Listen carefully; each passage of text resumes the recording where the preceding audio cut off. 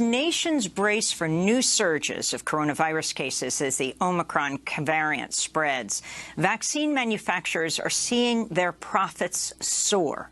A new report by Global Justice Now found the 8 top Pfizer and Moderna shareholders saw their stock holdings jump $10 billion last week following the discovery of the new variant.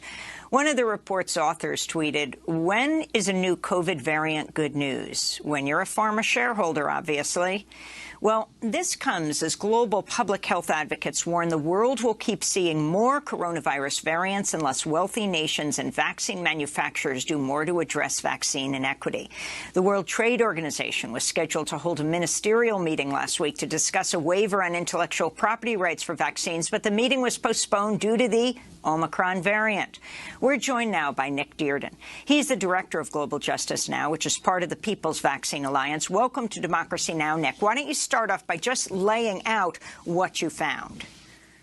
Thanks, Amy. Well, look, we already knew that the vaccines that have been produced, often with public knowledge, have made an absolute fortune for some of the biggest pharmaceutical companies in the world. I mean, just the two really big ones, Pfizer and Moderna, those vaccines are bringing their manufacturers in $1,000 a second. So these were already the most lucrative medicines in history. And we thought, well, let's look at what happened when we were all worried last weekend about the Omicron variant starting to spread. Let's look what happened to the stock of those companies. And what we found, as you said, is that it absolutely soared, that a few shareholders, and when I say shareholders, I mean super wealthy, super big investment corporations, saw their share price rise $10 billion.